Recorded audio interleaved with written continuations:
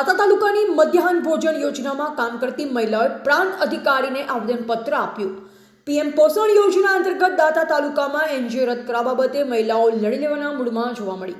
દાતા તાલુકામાં આવેલી મધ્યાહન ભોજન યોજનામાં કામ કરતી મહિલાઓ મોટી સંખ્યામાં દાતા પહોંચી ગરીબ મહિલાઓએ જણાવ્યું કે અમારી રોજીરોટી સરકાર ન છીનવે।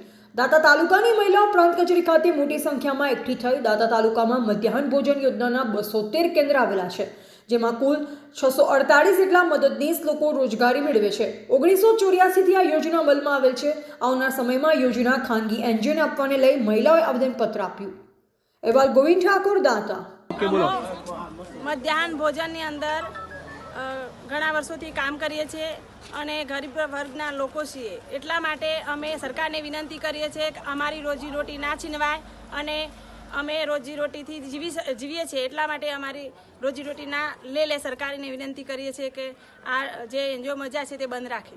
તમારું નામ શું છે? મારું નામ પરમાર સવિતાબેન દિનેશભાઈ। અમારી આ યોજના 1984થી શરૂ થયેલી છે, જે પીએમ પોષણ યોજના પહેલી મધ્યાહન ભોજન હતી, હવે પછી પીએમ પોષણ યોજના શરૂ થયેલી છે અને એના સરકારે એનજીઓમાં આપવાની પ્રક્રિયા ચાલુ કરી છે, જેના વિરુદ્ધમાં અમે આજે મામલતદાર સાહેબશ્રી અને પ્રાંત ઓફિસર શ્રી સાહેબશ્રીને આવેદનપત્ર આવેલા છે અને જે અમારા કેન્દ્રોમાં SC ST અને અમારો ટ્રાઇબલ એરિયા હોય, જેથી ગરીબ લોકોની રોજી છીનવાય, એના વિરુદ્ધમાં અમે આ આવેદનપત્ર આપી રહ્યા છીએ અને એનો સખત વિરોધ કરીએ છીએ। તમારું નામ? મારું નામ પરમાર જયંતિભાઈ ધુળાભાઈ।